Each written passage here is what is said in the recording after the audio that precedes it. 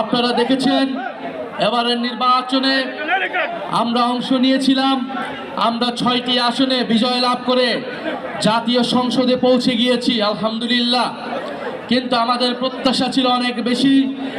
আমাদের সাথে ইলেকশনে যে ইঞ্জিনিয়ারিং হয়েছে, ইলেকশনে ফলাফলে যে কারচুপি হয়েছে, তার প্রত্যক্ষ উদাহরণ জনাব নাসিরউদ্দিন পাটোয়ারি, জনাব সার্জিস আলম এবং আমাদের দিনাজপুরে আহাদ ভাই, ওনাদের ফলাফলে কারচুপি করে ওনাদেরকে হারিয়ে দেওয়া হয়েছে।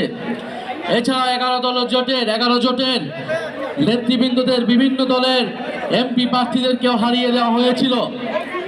আমরা গণতন্ত্রের সাথে রাষ্ট্রীয় স্থিতিশীলতার স্বার্থে এই ফলাফল নিয়ে আমরা 2টি শপথ নিয়েছি, কিন্তু সরকারের দল যারা সরকার গঠন করেছে তারা 1টি শপথ নিয়েছে। তারা এই নির্বাচনের পরে শপথের দিনই তারা জনগণের প্রতি যে কমিটমেন্ট, সেই কমিটমেন্ট তারা ভঙ্গ করেছে। এবং আমরা ধীরে ধীরে দেখতে পাচ্ছি 1 মাস হয়নি, কিন্তু দেশ আজকে কোন দিকে যাচ্ছে। আজকে বাংলাদেশ ব্যাংকে মব তৈরি করে সেই ব্যাংক দখলের চেষ্টা করা হচ্ছে। সংসদে সরকারে ঋণ খেলাপিদেরকে নিয়ে যাওয়া হয়েছে। আজকে দুদকের মতো প্রতিষ্ঠানকেও দলীয়করণ করার চেষ্টা করা হচ্ছে। আমরা এমন একটা দেশের দিকে যাচ্ছি যেখানে আপনি চাঁদাবাজকে চাঁদাবাজ বলতে পারবেন না। চাঁদাবাজকে চাঁদাবাজ বললে আপনার বিরুদ্ধে মামলা দেওয়া হবে। সেই পুরনো কায়দা, সেই পুরনো সিস্টেম, কিন্তু তারা ভুলে গিয়েছে এই প্রজন্মের সাথে সেই পুরনো কায়দায় আচরণ করে লাভ নাই। প্রচুর মামলা, হামলা, হুলিয়া এগুলাকে অতিক্রম করেই গণ অভ্যুত্থান হয়েছে। জাতীয় নাগরিক পার্টি শহীদের রক্তের উপর দিয়ে বাংলাদেশে প্রতিষ্ঠিত হয়েছে।